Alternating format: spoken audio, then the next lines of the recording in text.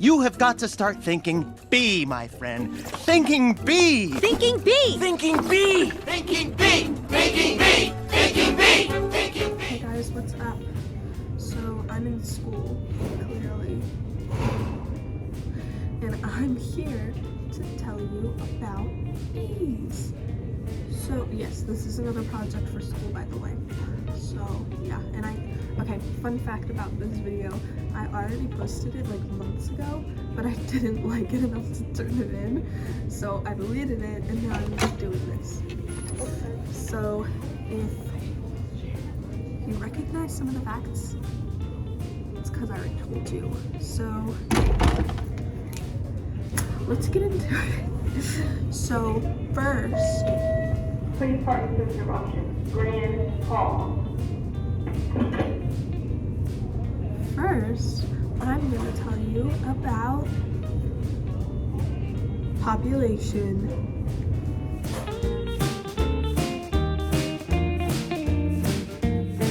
So, first thing I want to tell you is that there are a lot of bees, more than you might think. If you have a phobia of bees, do not continue to watch because then you might be stressed every single time you leave your house. Anyways, there are 10 times more bee species in the United States and Canada combined. So this is the United States, this is Canada, like, pretend like it's one big thing. There's 10 times more bee species there than there are mammal species, which is crazy because I feel like people see mammals more often. But that's not all. There are 200,000 bee species in the world that we've discovered. Like, there's probably still more that we haven't discovered or been able to identify yet. That's crazy. Yeah. The next part is about bee feminism.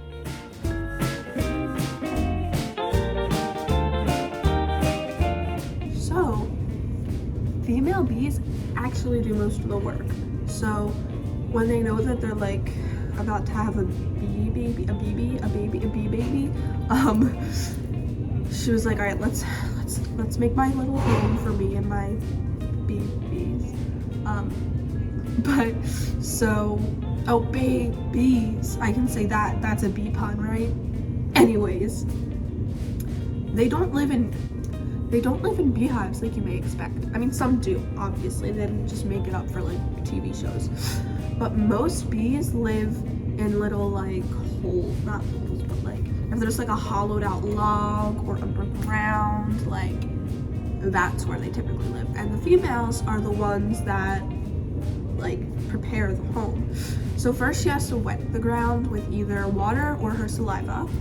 And so she wets it so it's like easier to dig. And then she digs with her legs and her mandibles. And I know you're thinking, Peyton, what's a mandible? That's what bees call their jaw. So she digs, and then after that, once the home is all like hollowed out and stuff, she goes and she collects nectar and pollen, and she like combines it together to make a little like loaf thing for her kids to eat when they wake up, I mean. So that's what she does. Female bees are the best, and just like in the human world, men do nothing. This next part is called, What's a Bee?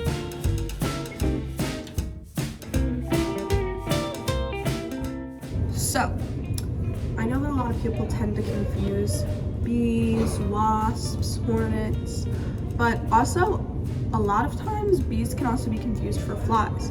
And I know you're thinking, Peyton, what? I know what a fly looks like. They're black and they're little. But actually, a lot of flies can be like a lot of flies, certain species have adapted to look like bees in order to like have self-defense. So if an animal or a human or something is coming, they look like a bee, and then the humans get scared because like, oh my god, it's a bee. They don't like it, so they run away, and then the flies get to live because it looked like a bee. But so there's a way to actually differentiate them. So bees are the only ones that have hair on their legs, but it's not normal hair. It's called scopa, and this their scopa helps them to collect pollen. So when they land on it, it gets stuck in their little like hair, and that's how they carry pollen around. Pretty cool, right? Wasps and flies don't have that because they don't need it. This next part is called enemies. So I know that pedal's not as clever, but that's all I can think of.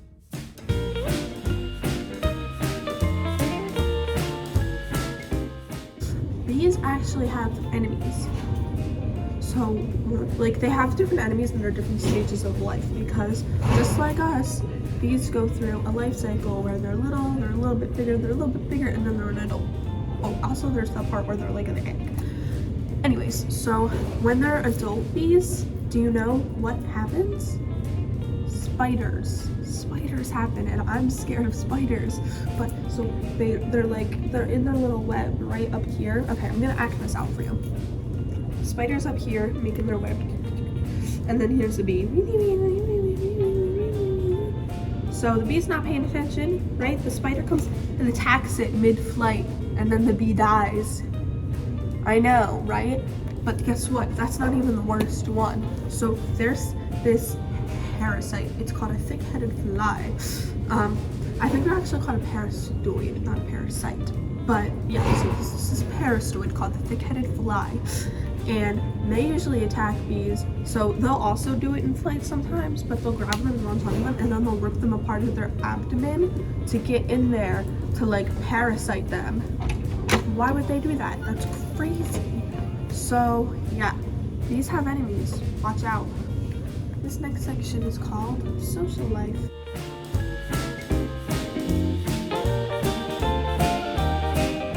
So the bees that are most like well known, the ones that are most well known, they're the honeybees and the bumblebees, obviously.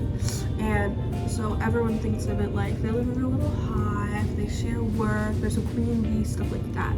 But honeybees and bumblebees only make up like 1% of the whole bee population. And they're actually the different, like they're the ones that are like not normal out of the bees, because they are social, while most bees are solitary. So eusocial is what it's called, like is what honeybees and bumblebees do. So they share a nest, they live in the same hive and everything. There's a queen bee, they divide work duties, and this lasts for generations. Like it'll go down for all the bee generations.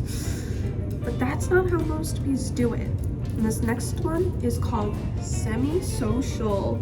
Semi-social bees, they're the ones that, so it's where female bees share a hive. Like not necessarily, they can be underground bees too. And they divide work duties and everything. But the difference between that and eusocial is that it does not last for multiple generations, it's just them. There's communal, where they share an entrance to the nest, but they all have different cells in it. Then there's something called aggregations, which it's the same thing as solitary, but I didn't explain that yet, so let me. Solitary is what most bees are. Like, they don't, like they make their own nest, like basically it's just they're on their own. But aggregations is the same thing as that, except for their nests are just placed close together, but they still don't share any duties or anything. And that's all for the bee social life.